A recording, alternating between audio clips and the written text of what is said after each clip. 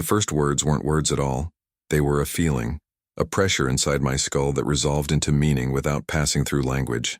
It happened on August 3, 2019 at 3:47 a.m. in a small clearing 8 miles into the Cascade Range backcountry. I was alone, or thought I was, conducting a routine acoustic survey for spotted owl populations. The recording equipment had been running for 6 hours, capturing the nocturnal symphony of the forest, wind through Douglas fir, the distant call of a barred owl, the rustle of something small moving through the underbrush. Then the equipment failed. Not gradually, instantly. Every device simultaneously went dark. The backup batteries, fully charged an hour before, registered 0. The mechanical click of my backup recorder's motor stopped mid-rotation. Even my LED headlamp died, plunging me into darkness so complete it felt like a physical substance pressing against my eyes. I should have been afraid. Any rational person would have been. But what I felt instead was curiosity, foreign, intense, not entirely my own. As if someone else's emotional state had been carefully placed inside my consciousness like a surgeon inserting an instrument into living tissue. The light appeared gradually, starting as a barely perceptible glow between the trees, then intensifying until I could make out details. A figure, approximately 4 feet tall, standing at the edge of the clearing with a stillness that seemed to bend reality around it. The light came from the figure itself, a soft bioluminescence that reminded me of deep-sea creatures, of organisms that had evolved in darkness and learned to make their own illumination. I remained frozen, crouched beside my dead equipment, my scientific training warring with every instinct that screamed this was impossible. The figure didn't move closer. It simply stood there, radiating that gentle light, and then I felt it again, that pressure, that sense of meaning assembling itself directly in my mind without the intermediary of sound or symbol. You are wondering if you are experiencing a hallucination. It wasn't a question.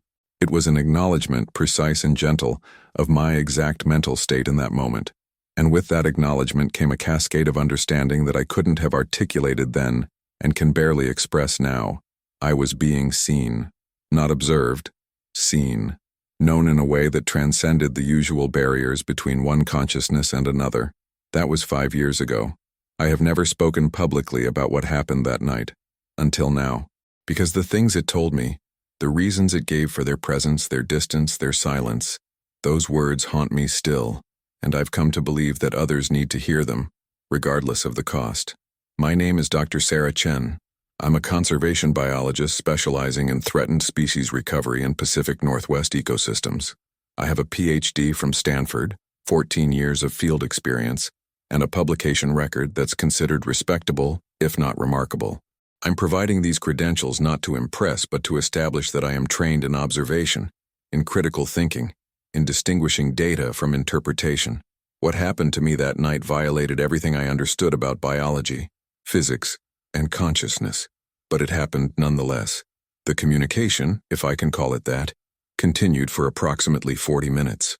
Time became strange during that period, elastic and unreliable. My watch, when I finally checked it, showed 4:23 a.m., but I could have sworn hours had passed, or perhaps only minutes. The normal anchors of temporal experience simply stopped functioning. The being never moved from its position at the clearing's edge. It maintained that curious stillness, a quality of absolute presence that human bodies never achieve. We're always moving slightly, breathing, shifting weight, making unconscious adjustments. This figure existed in perfect equilibrium, as if it had achieved some fundamental understanding of how to occupy space without disturbing it.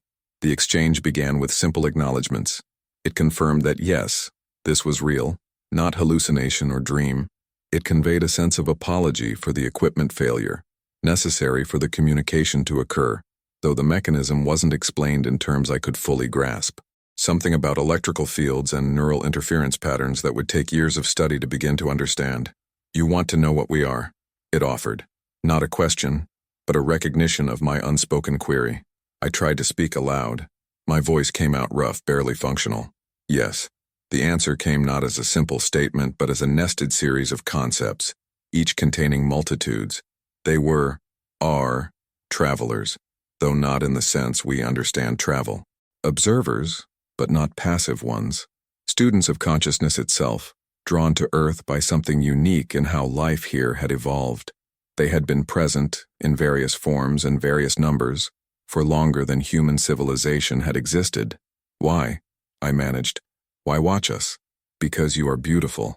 The word, or the concept that my mind translated as beautiful, carried layers of meaning that simple aesthetics couldn't capture. They found humanity beautiful in the way a scientist might find a complex equation beautiful, or a musician might find a perfectly resolved chord beautiful. We were beautiful because we were impossible. The explanation that followed took most of the remaining time. I'll attempt to translate it into linear language, though I'm aware that this flattens and distorts the original meaning. They had observed countless forms of consciousness throughout what they called the accessible reaches. I interpreted this as their sphere of travel or influence, though even that interpretation feels inadequate. Most conscious species developed along predictable trajectories. Intelligence emerged as a survival strategy, consciousness as a tool for modeling environment and predicting outcomes, but it remained bounded, functional, limited to the immediate contexts that had shaped its evolution. Earth was different. Life here had taken a strange path. We had developed something they called recursive empathy, the ability not just to model other minds, but to imagine ourselves as other minds imagining us. We created art, told stories, built religions and philosophies that tried to explain our place in an incomprehensibly vast universe. We were conscious of our consciousness in ways that tormented us and elevated us simultaneously. You suffer from meaning, it conveyed, and the phrase carried both admiration and sadness. Most do not. Most simply are. You must understand what you are, and that understanding shapes what you become. It is circular. It is beautiful. It is dangerous. I felt tears on my face without having noticed I was crying. Dangerous how? Because you might destroy yourselves trying to resolve what cannot be resolved. Or you might transcend. We do not know which. That is why we watch. The communication shifted then, becoming more direct, more personal. It explained that they maintained distance not from fear of humanity, but from respect for our developmental trajectory. Contact, open, public, undeniable contact, would fundamentally alter human consciousness. We would no longer be the species that wondered if we were alone.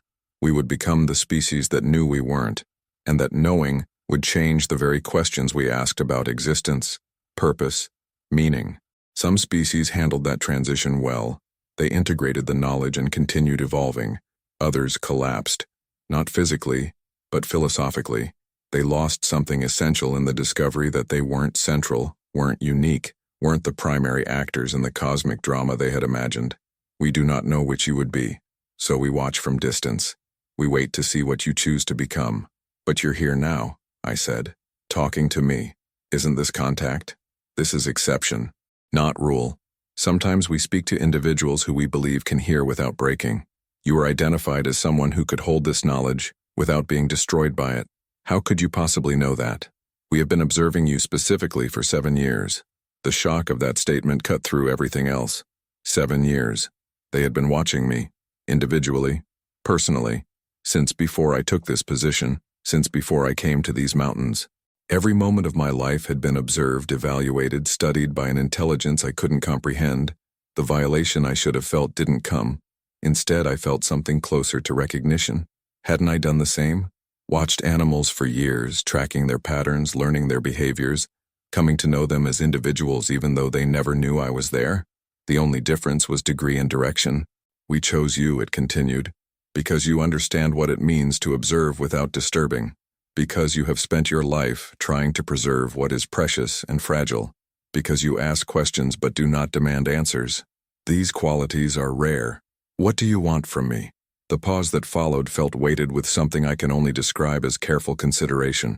We want you to understand why we must remain hidden, and we want you to carry a message, even though you may never deliver it, even though it may remain only in your consciousness until you die. What message? That you are not abandoned. You are not ignored. You are watched with something close to love, though that word is insufficient by those who hope you will survive long enough to join the conversation. But you must survive on your own. You must choose your own path. That is the only way the choice means anything. I sat in the darkness. The being's light had dimmed gradually as we communicated, and tried to process what I was hearing. They were telling me that humanity was simultaneously precious and isolated, that we were cared for but not helped, that we were significant enough to warrant attention but not significant enough to warrant intervention. That seems cruel, I said quietly. It is love, came the response. True love allows choice, even when that choice might lead to suffering. Even when that choice might lead to ending. We cannot save you from yourselves. We can only bear witness and hope. The being began to explain their perspective on human development, and with each concept, I felt my understanding of our species shift in ways that were profound and disturbing.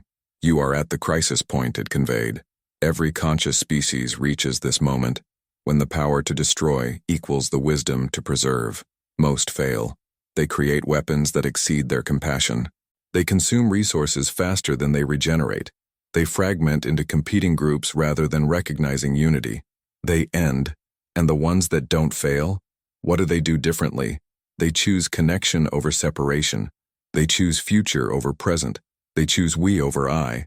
But, and this is essential, they must make this choice freely, from internal recognition rather than external pressure. If we force this transition, you would become something else. Not human anymore. Not you. The being shifted slightly for the first time. A movement so minimal it might have been my imagination. But with it came a wave of something I can only describe as grief. We have made mistakes, it communicated, and the admission carried centuries of regret. Early in our observations, we tried to help. We appeared to individuals, provided technology, shared knowledge. Every time, it accelerated your self-destructive tendencies. The knowledge was used for weapons. The technology was used for control. The contact itself became religion, became division, became another reason for humans to separate into groups of believers and non-believers. I thought about human history, about cargo cults and ancient astronaut theories, about religious texts filled with descriptions of lights in the sky and beings descending from the heavens. You're saying those stories are real? All of them? Some? Not all. Humans are very good at creating stories even without external input. But yes, we have been here, visible, intervening, more times than your recorded history acknowledges, and every intervention caused more harm than good. So we changed our approach. We withdrew.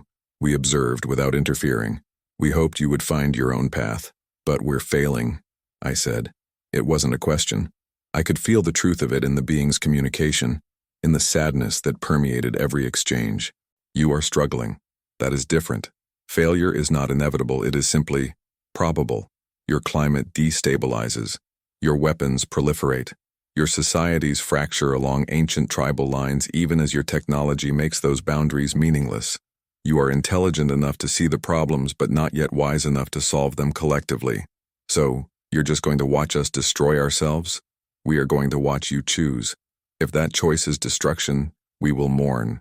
If that choice is transcendence, we will celebrate. But it must be your choice. Do you understand? This is not abandonment. This is respect for your autonomy.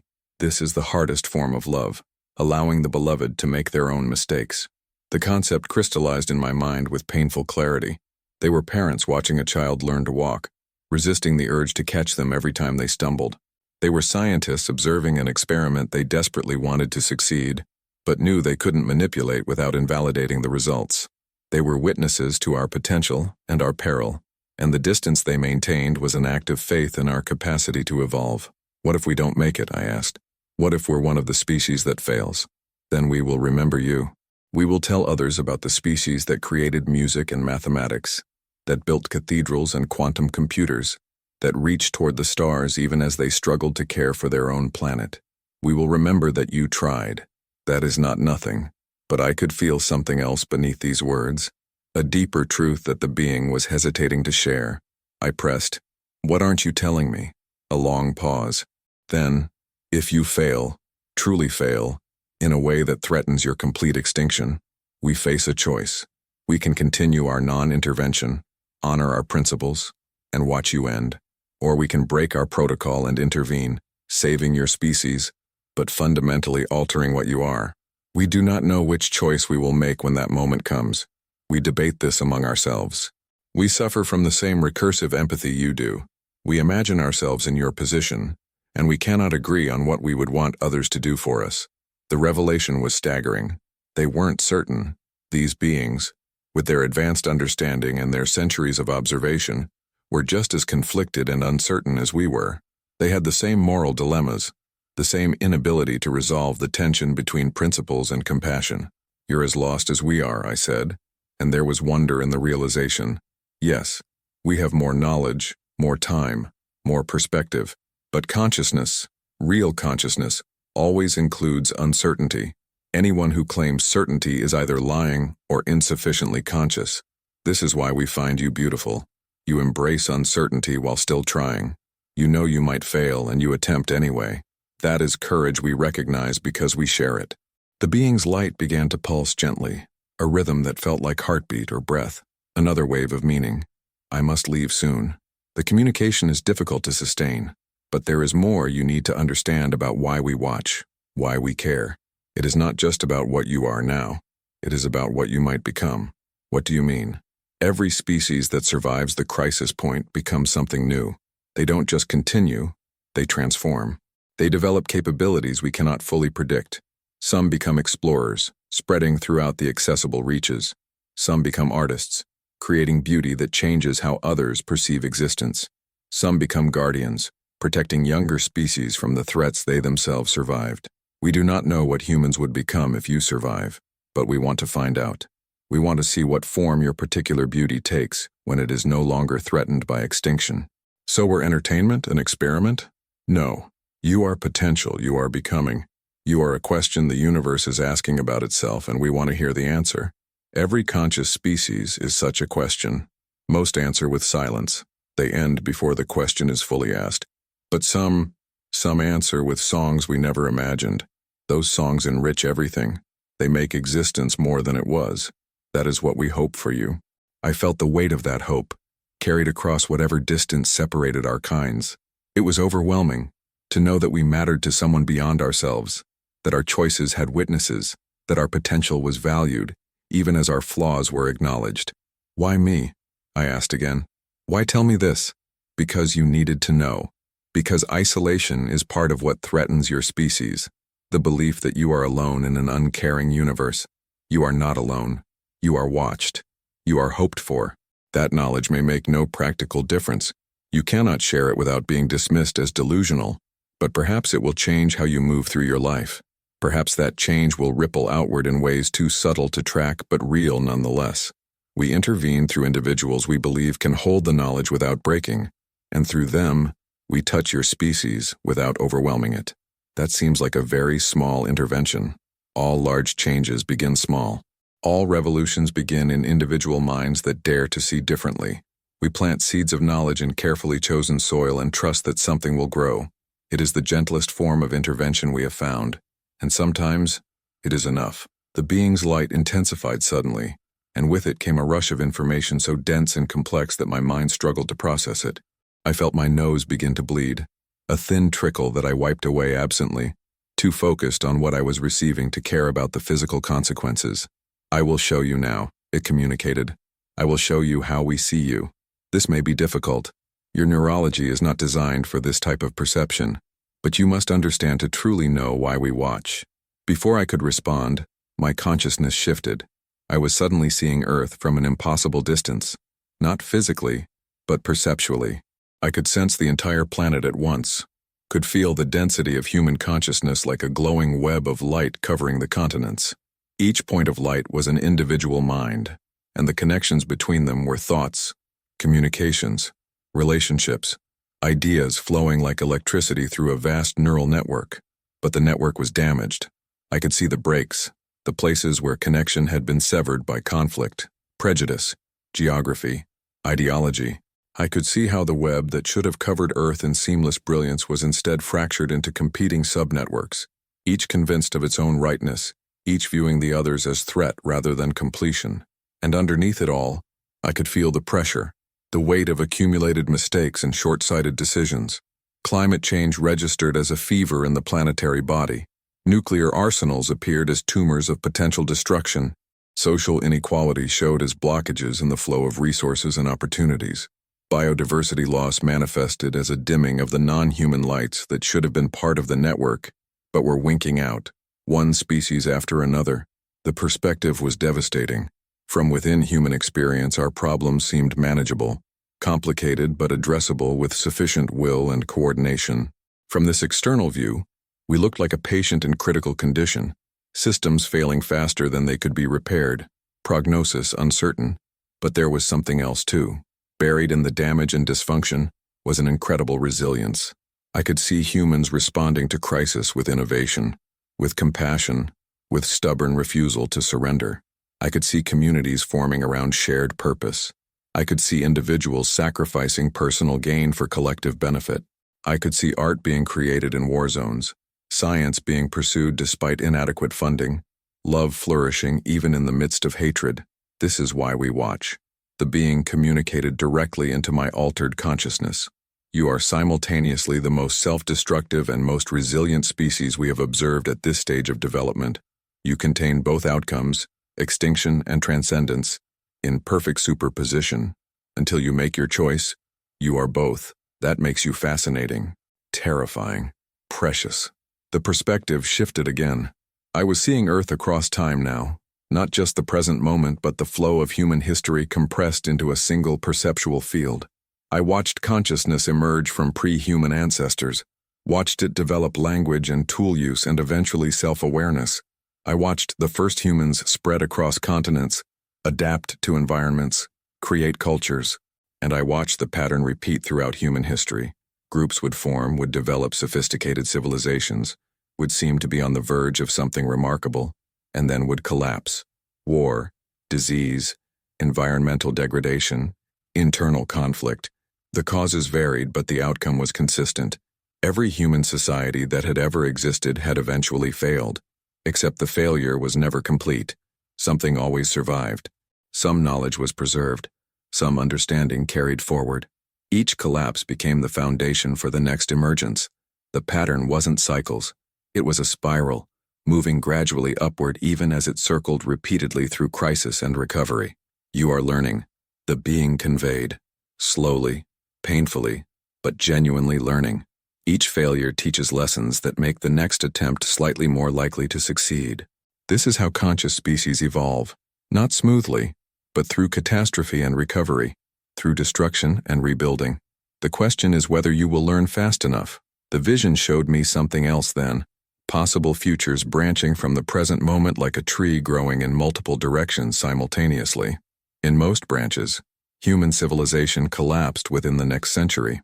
Climate refugees numbered in the billions. Resource wars erupted across multiple continents. Technological civilization regressed or ended entirely. These futures weren't extinction. Some humans survived, adapted, continued, but they represented failure of our current trajectory, a return to smaller scales and simpler organizations. But in some branches, fewer, dimmer, but definitely present, something different happened. Humans made different choices. We developed new technologies not for profit, but for survival.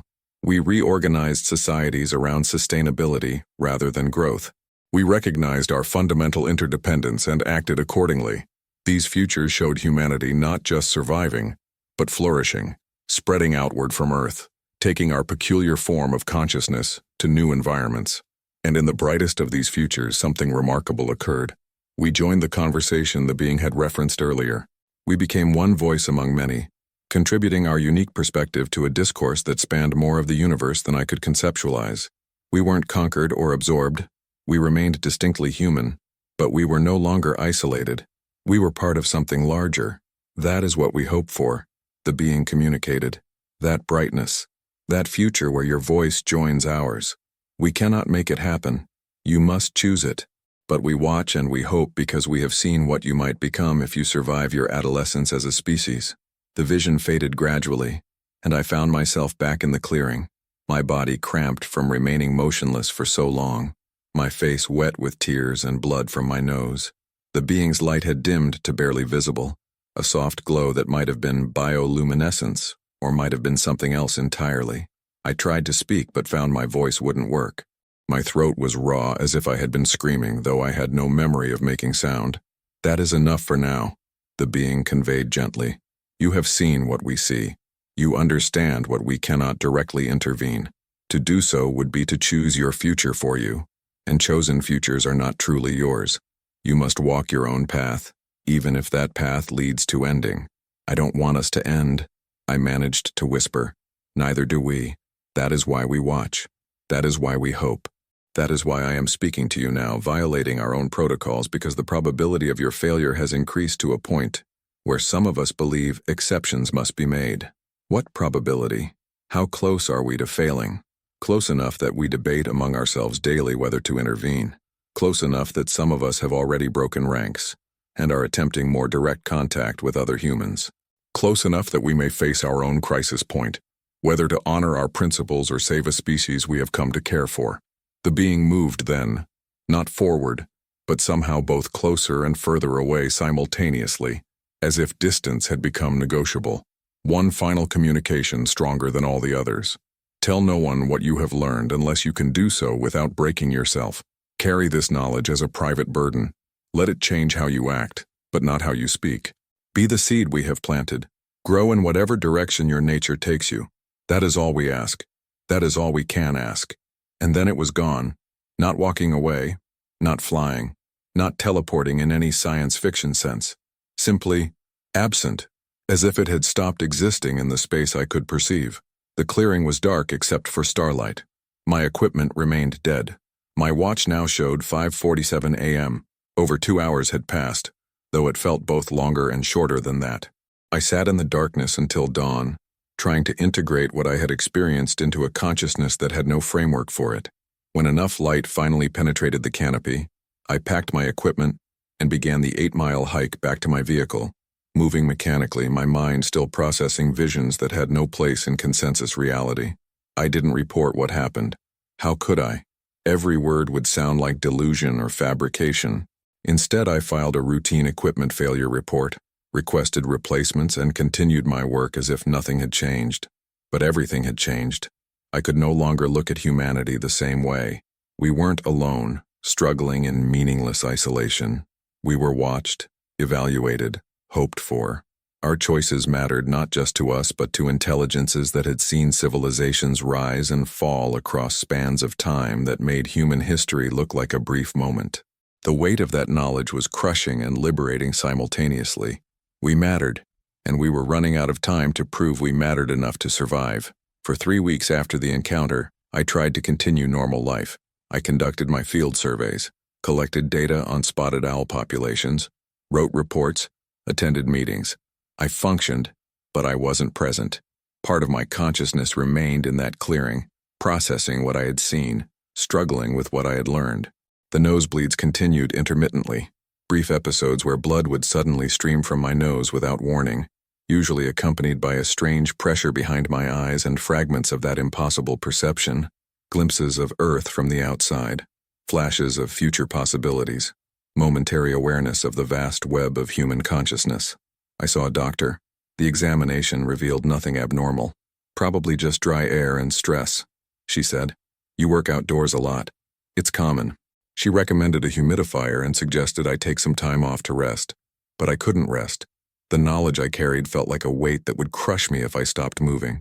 I began researching obsessively, looking for others who might have had similar experiences. The internet was full of contact claims, but most were obviously false. Attention-seeking fabrications or genuine delusions. I learned to recognize the signs. Too much certainty, too much drama, messages that aligned too perfectly with the experiencer's pre-existing beliefs. What I was looking for was different. People whose experiences had left them uncertain, conflicted, burdened. People who spoke reluctantly rather than eagerly. People whose lives had been complicated rather than validated by their encounters. I found 3 who seemed credible. An astrophysicist in Arizona who had stopped publishing after a supposed contact in 2011. A former military pilot in Virginia who had retired early and now ran a small organic farm, refusing to discuss a radar incident from 2015, except to say it had clarified priorities.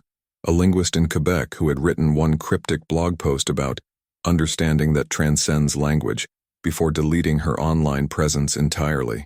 I contacted each of them carefully, obliquely, not revealing my own experience but asking questions that only someone with similar knowledge would recognize as significant. 2 never responded. The linguist replied with a single sentence, "If you know, you already understand why we don't talk. Protect yourself." It was confirmation of sorts. I wasn't unique. Others had been contacted, had been given similar revelations, and all of them had chosen silence, recognizing that speech would accomplish nothing except their own destruction. But silence had its own costs. I found myself pulling away from relationships, unable to engage in normal conversations that seemed trivial against the backdrop of what I knew.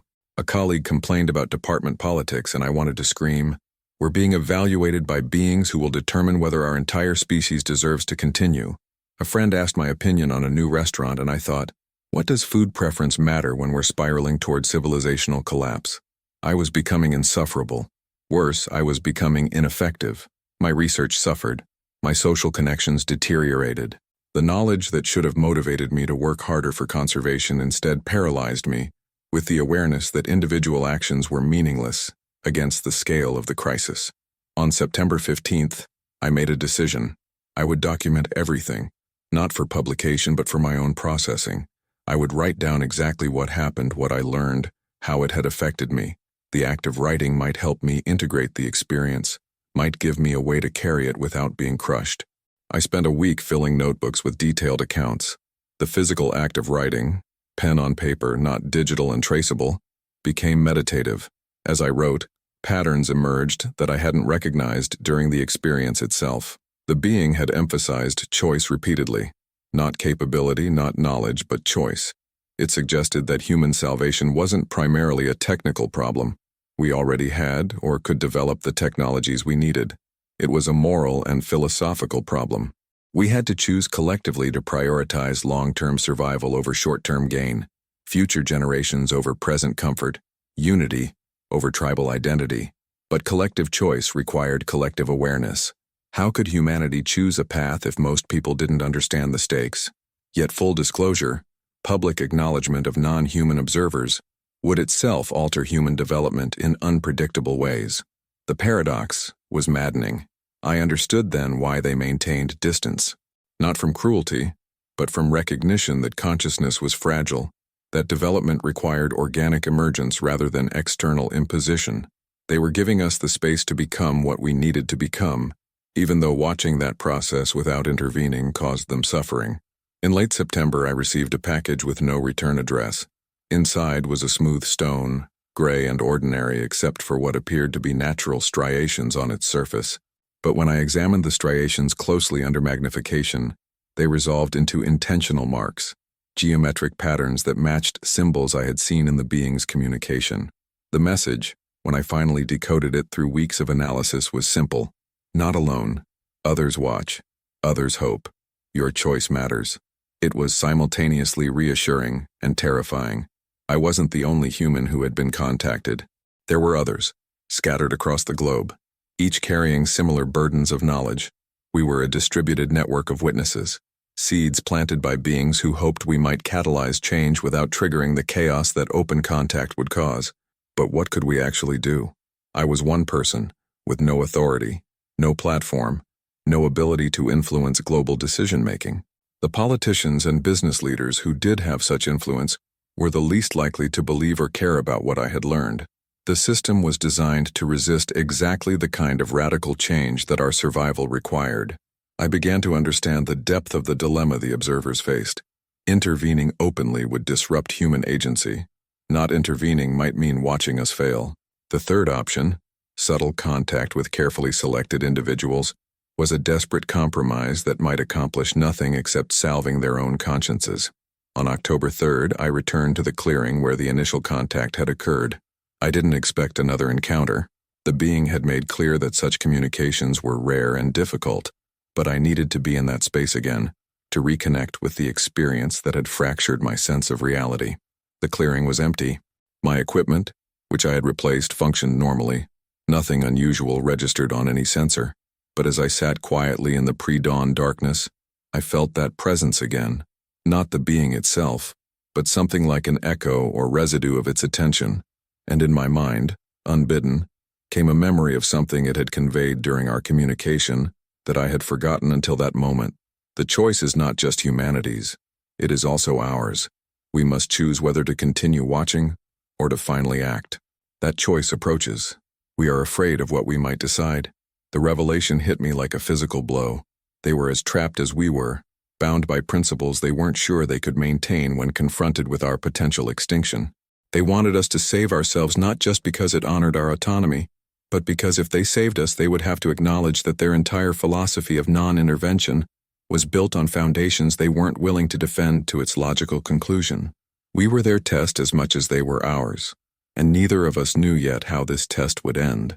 The autumn brought changes I couldn't have anticipated. The nosebleeds stopped abruptly in mid-October, but they were replaced by something else. Moments of expanded perception that would strike without warning. I would be walking through the forest and suddenly feel the interconnection of everything. Trees communicating through mycorrhizal networks, animals responding to signals I couldn't consciously detect, the forest itself operating as a unified system of stunning complexity. These weren't hallucinations. They were shifts in perception that let me see what was actually there but normally filtered out by the limitations of human neurology. The contact had changed something in my brain, opened channels that were supposed to remain closed. On October 28th, during one of these episodes, I understood something crucial. The being hadn't just told me why they watch. It had shown me how they watch. The expanded perception I was experiencing was a pale shadow of their normal mode of consciousness. They perceived reality as interconnected patterns, could sense the flow of cause and effect across scales that human minds couldn't normally access. And from that perspective, humanity's crisis became clear in a new way. We weren't failing because we were stupid or evil. We were failing because our natural perceptual scale, individual humans and small groups, immediate causes and short-term effects, was mismatched with the actual scale of the problems we had created. Climate change, biodiversity loss, nuclear proliferation, social inequality. These were systemic problems that played out across decades and continents, but our consciousness was optimized for hunting-gatherers dealing with immediate local threats. We needed to evolve new modes of perception to match our new capabilities. We needed to learn to see at the scale of civilizations and centuries, not just individuals and years. But that evolution couldn't be forced externally. It had to emerge from within our own development. That is the test, I realized. The observers were watching to see if we could make that leap, if we could develop the cognitive and social technologies necessary to perceive and respond to problems at scales beyond our evolutionary programming. Some species made that leap, most didn't. We were somewhere in between, and the outcome remained undetermined. In November, I began experimenting with meditation and consciousness expansion techniques, trying to extend and control these moments of broader perception. I wasn't trying to contact the being again. I understood that such contact was their choice, not mine, but I wanted to understand what they had shown me, to integrate that way of seeing into my normal awareness. The results were mixed. I could sometimes achieve states where the interconnection became more apparent, where I could sense patterns in ecological data that I normally wouldn't have noticed. But the experiences were exhausting, and I couldn't maintain them for more than minutes at a time. On November 17th, during one of these meditation sessions in the same clearing where contact had occurred, I experienced something new. I felt the presence of multiple consciousnesses observing Earth, not just the being I had met, but dozens, perhaps hundreds, of distinct attention points focused on humanity from various distances and perspectives. We weren't being watched by a single species or group. We were being watched by many, each with their own reasons, their own hopes, their own assessments of our chances. Some of the attention felt warm, hopeful, supportive. Some felt cold, analytical, purely scientific. Some felt sad, as if they were already mourning our likely failure. And beneath it all, I sensed disagreement. The observers were not unified in their approach. Some wanted to intervene more directly. Some insisted on complete non-contact. Some, like the being I had met, were attempting middle paths of subtle influence through carefully selected individuals. They were having their own debates about ethics, about responsibility, about the meaning of letting a conscious species potentially destroy itself. The revelation was staggering. We weren't just being evaluated by external observers. We were the subject of their own philosophical and moral crisis.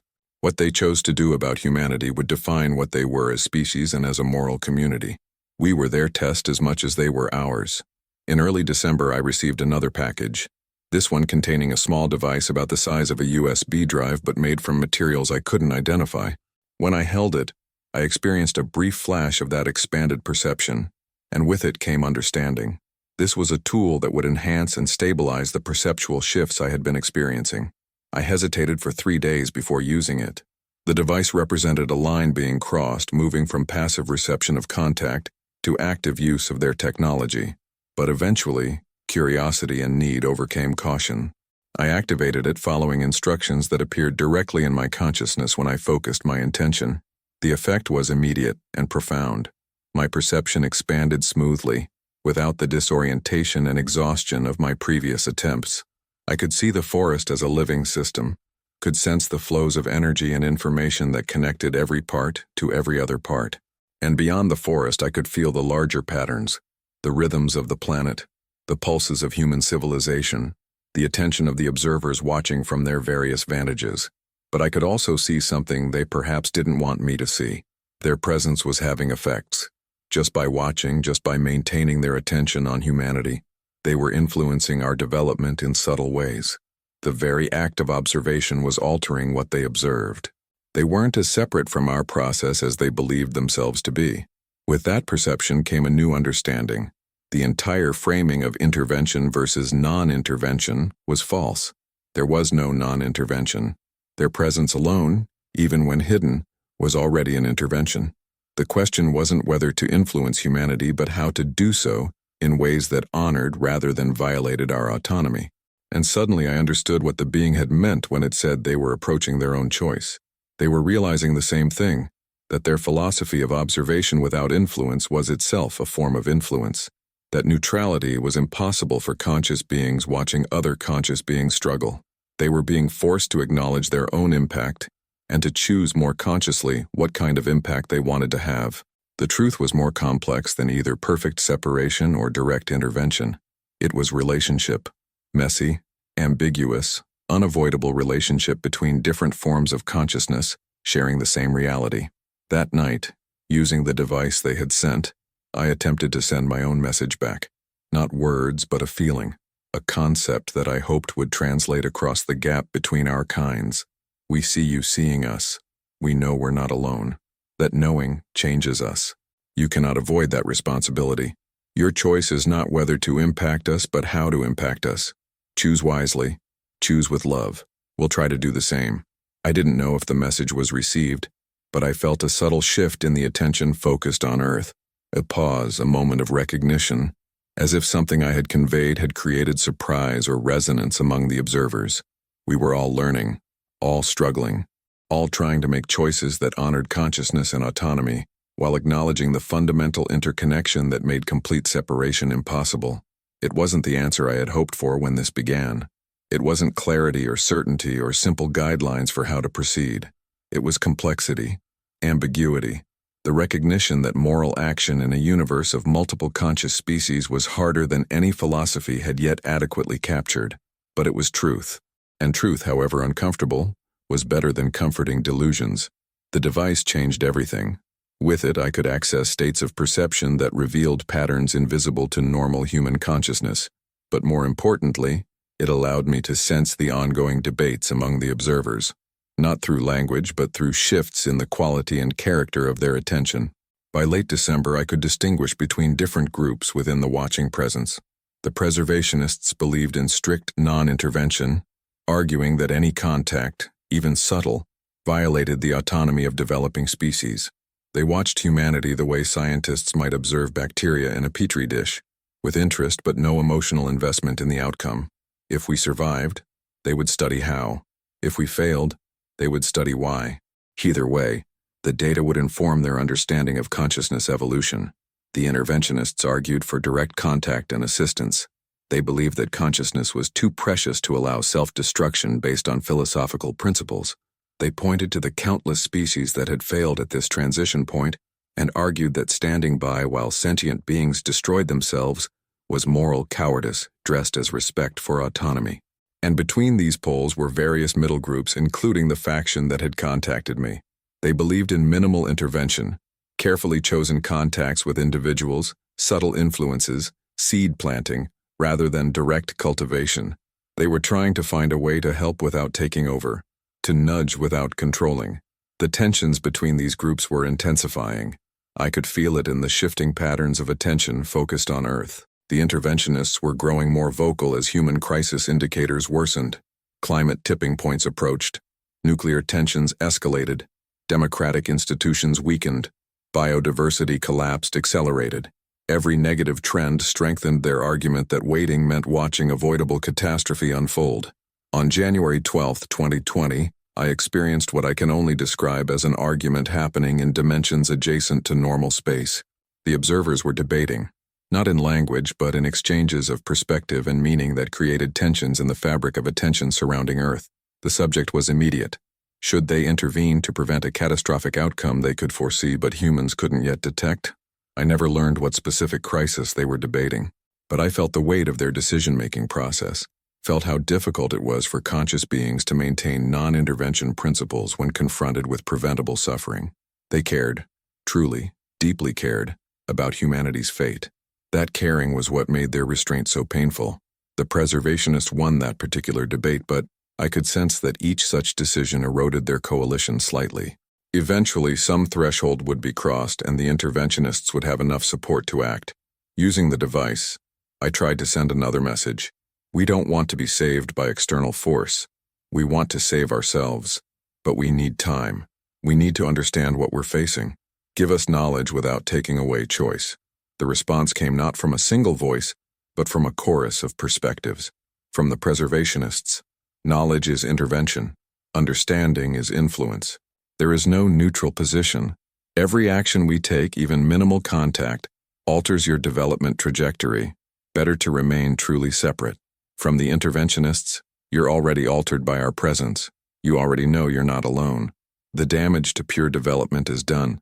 Now the only question is whether we help you survive the knowledge you've gained. From the middle path, we try to balance, to give what is needed without overwhelming, to plant seeds that might grow or might not, depending on conditions we cannot control. It is imperfect, but it is what we have. And then something unexpected, a new voice, or rather a very old voice that had been silent until now.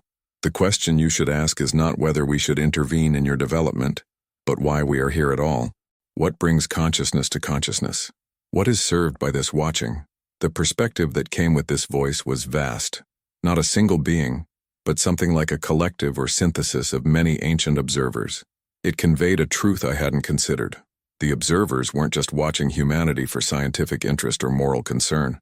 They were watching because conscious beings seek other conscious beings the way plants seek sunlight. Consciousness is relational by nature. It exists fully only in recognition by other consciousness. We need you as much as you need us, the ancient voice conveyed. We need to see ourselves reflected in other minds. We need to be witnessed as we witness. We need the diversity of consciousness to understand consciousness itself. You are not specimens. You are partners in the greatest project, the universe coming to know itself through the multiplication of perspectives. This reframed everything. The observers weren't gods or scientists or parents. They were fellow travelers in the mystery of consciousness, as uncertain and incomplete as humanity, seeking understanding through relationship, even when that relationship was complicated and dangerous.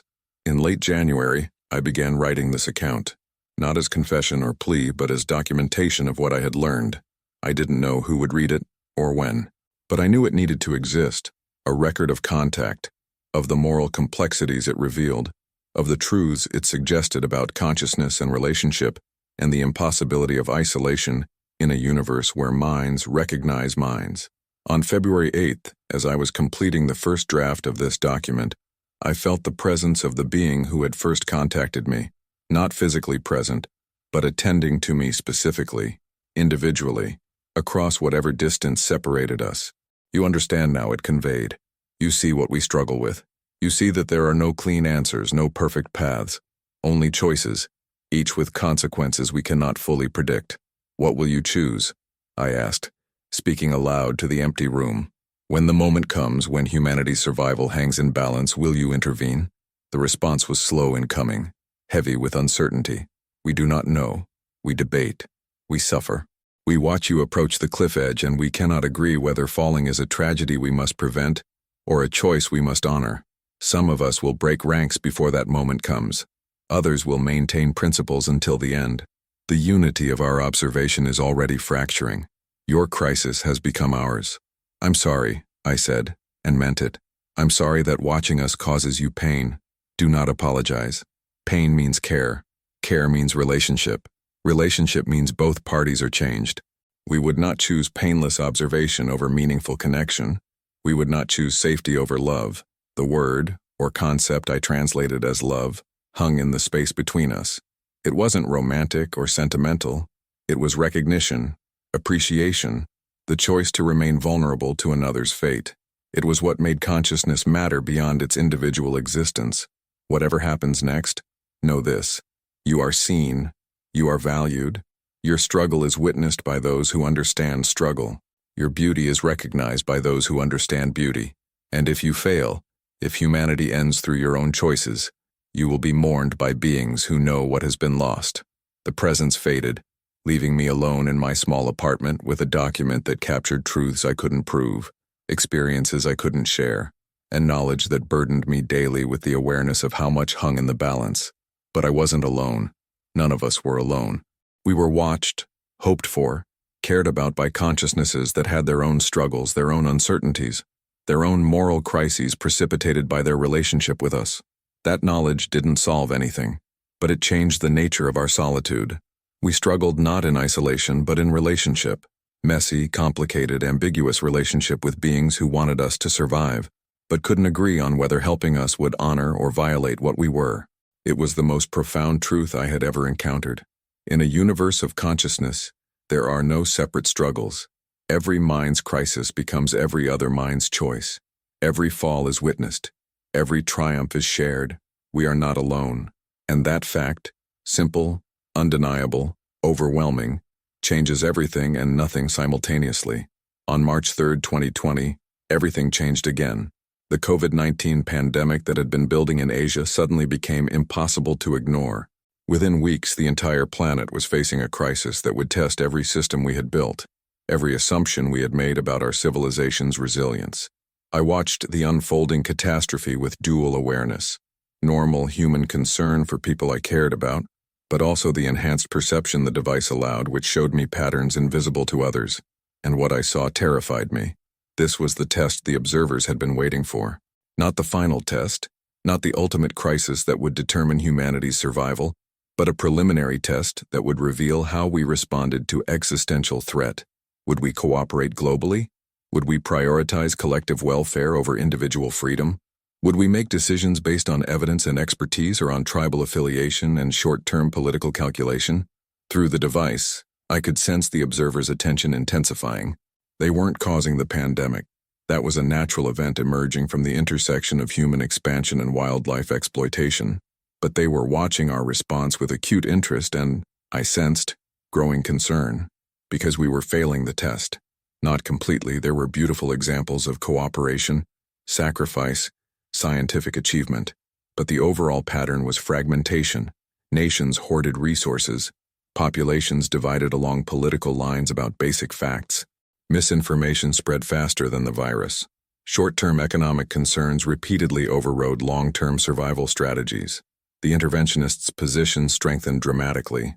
Through the device, I could sense their arguments crystallizing. This is preventable suffering. We have medical knowledge that could save millions. We have organizational frameworks that could coordinate global response. We have the capacity to help, and we're choosing not to because of abstract principles about non-interference. This is moral cowardice. The preservationists pushed back. If we intervene now, during a crisis, we establish a pattern. Humanity will learn to wait for rescue rather than developing their own resilience. We will become their parents, not their witnesses. They must learn to save themselves, or they will never be capable of true independence. The middle path, my contacts faction, argued for subtle intervention. We can share ideas through individuals. We can inspire solutions without imposing them. We can nudge without controlling. But even as they argued, I could sense the coalition fracturing. Some observers were breaking ranks, making contacts that went beyond subtle influence. I began hearing reports dismissed as conspiracy theories, of unexpected breakthroughs, of solutions appearing as if from nowhere, of people suddenly having insights they couldn't quite explain. The observers were intervening, despite their disagreements, despite their principles. They couldn't maintain pure non-interference while watching preventable deaths accumulate. On June 15th, I was contacted directly again, not by the being I had met initially, but by one of the interventionists. The communication was harsher, more direct, less concerned with my psychological well-being. Your species is failing. Your response to this manageable crisis proves you cannot handle the larger crises approaching. Climate change will be worse. Resource depletion will be worse. The existential risks you're creating through artificial intelligence and biotechnology will be worse. If you cannot cooperate during a pandemic, you have no chance of surviving the next century. Then help us, I said. If you can see what we can't, if you have solutions we lack, why withhold them? Because helped children never become adults. Because rescued civilizations never become independent. Because if we save you from this, you'll need saving from the next crisis, and the next forever. We will become responsible for your survival, and that responsibility will eventually breed resentment on both sides. But if we fail, we end. Surely survival matters more than independence, does it? If we keep you alive but dependent, are you really alive? Are you really you? Or have you become our pets, our wards, our responsibility but not our equals? The question cut deep. I thought about the being who had first contacted me, who had spoken of love and respect and the hard choice to let the beloved make their own mistakes.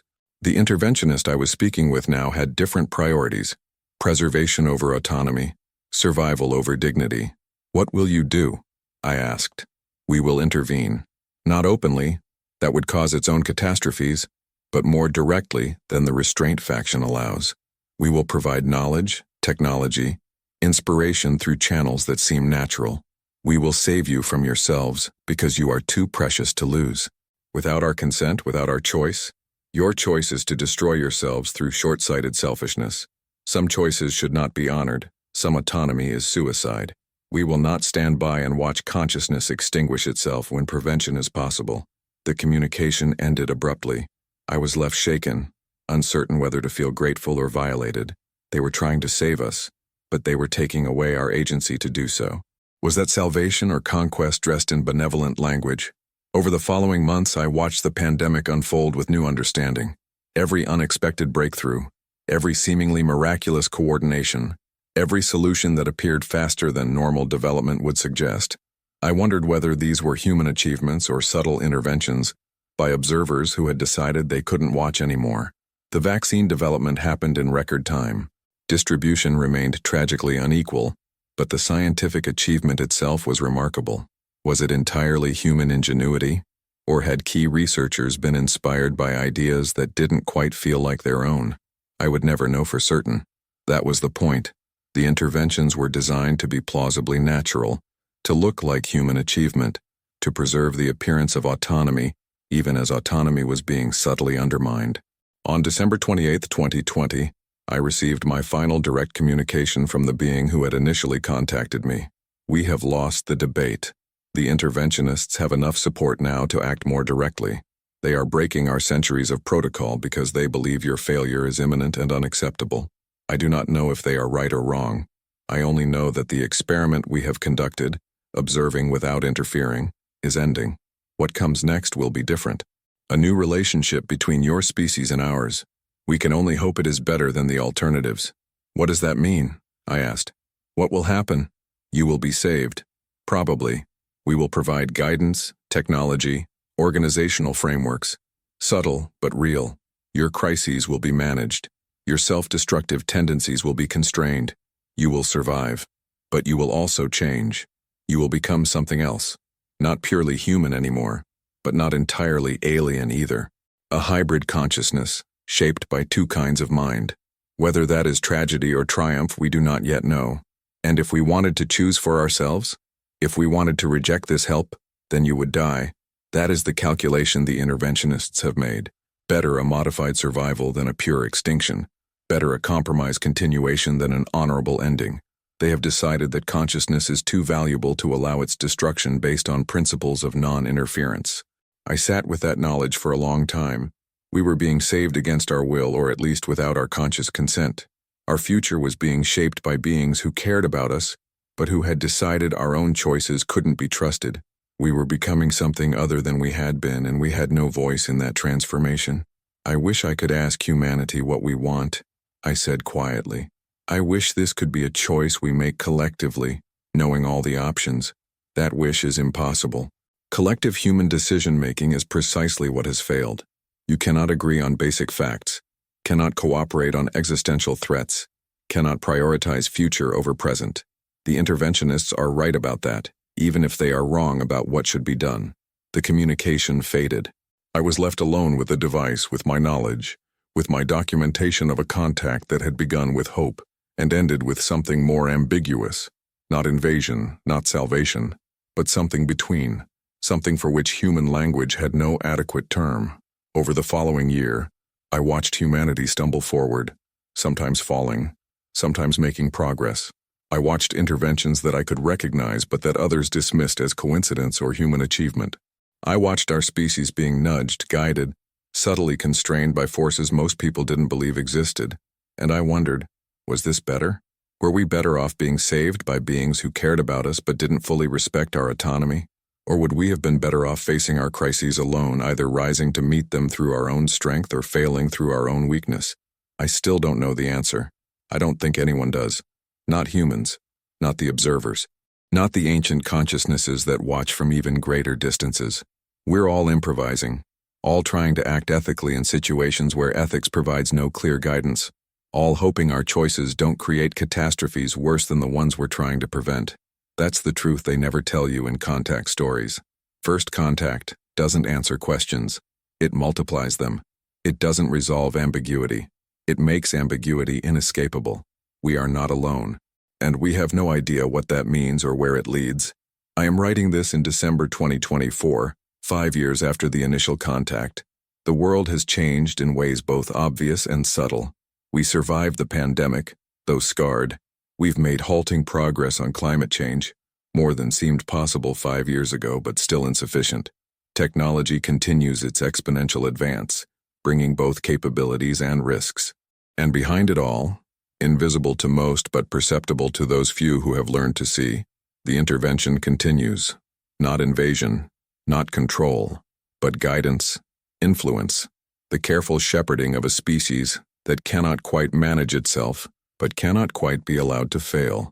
I still carry the device they gave me.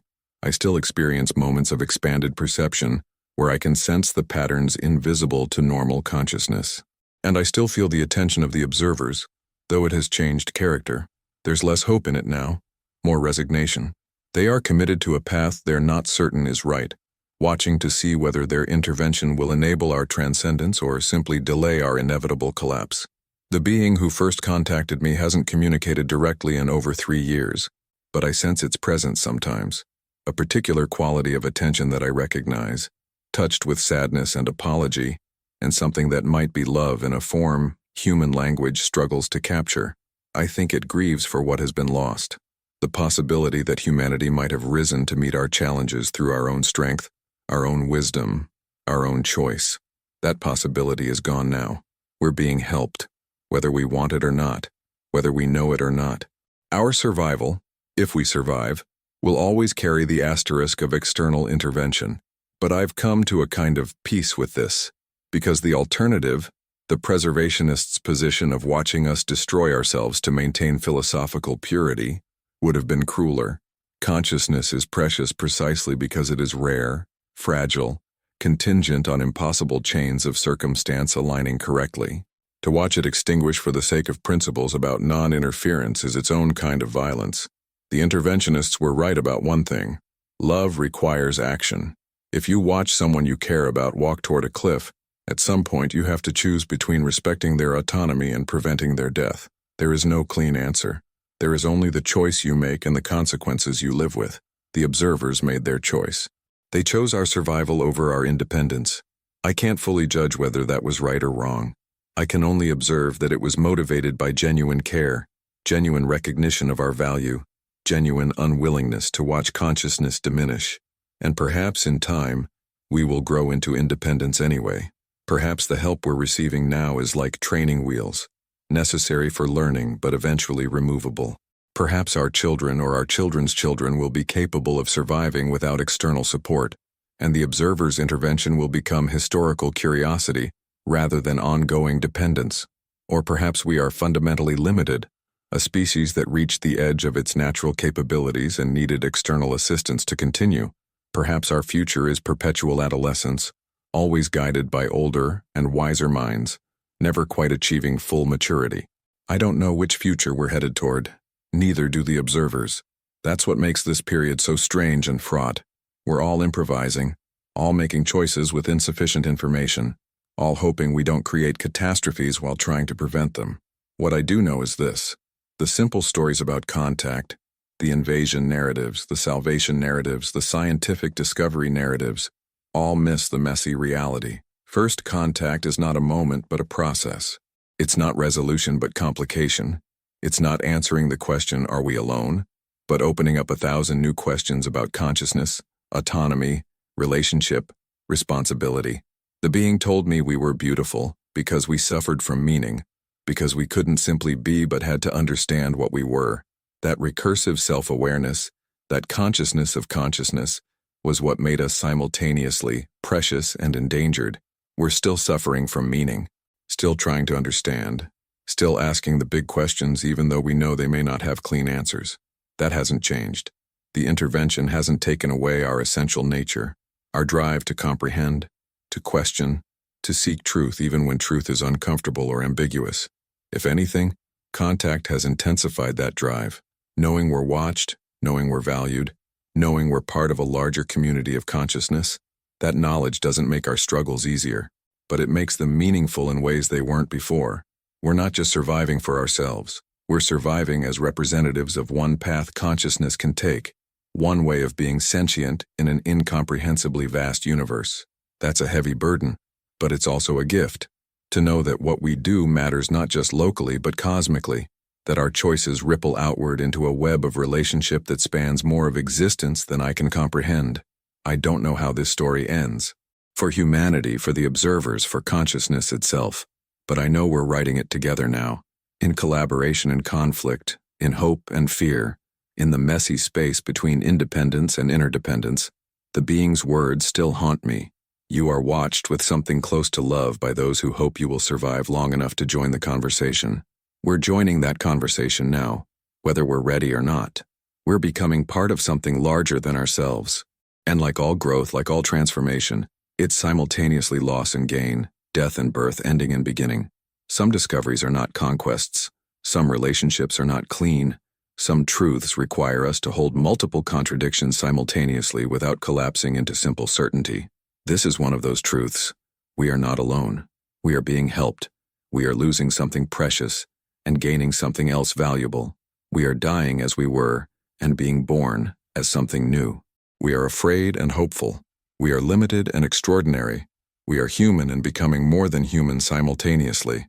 That's the message I was chosen to carry. That's the burden I bear for anyone who might read these words. You are seen. You are valued. You are not abandoned. You are not entirely free. You are loved enough to be saved, even if that salvation costs you some of your autonomy. You are part of a larger story that includes minds nothing like yours but facing questions eerily similar to the ones you face. Make of that what you will. I don't have wisdom to offer, only testimony. I witnessed contact. I learned truths that provide no comfort, only complexity. And I'm sharing them now because silence also has costs. And I've finally decided that speaking is worth the risks it carries. We are not alone. Everything else is interpretation, debate, improvisation in the face of mysteries that resist resolution. But that simple fact that we are witnessed, valued, attended to by consciousnesses that care about our fate, that fact changes everything about what it means to be human in the 21st century. Whether the change is for better or worse, we'll only know by living through it, together, with companions we're only beginning to understand, in a universe that turns out to be more alive, more aware, more relational than our isolation ever allowed us to imagine.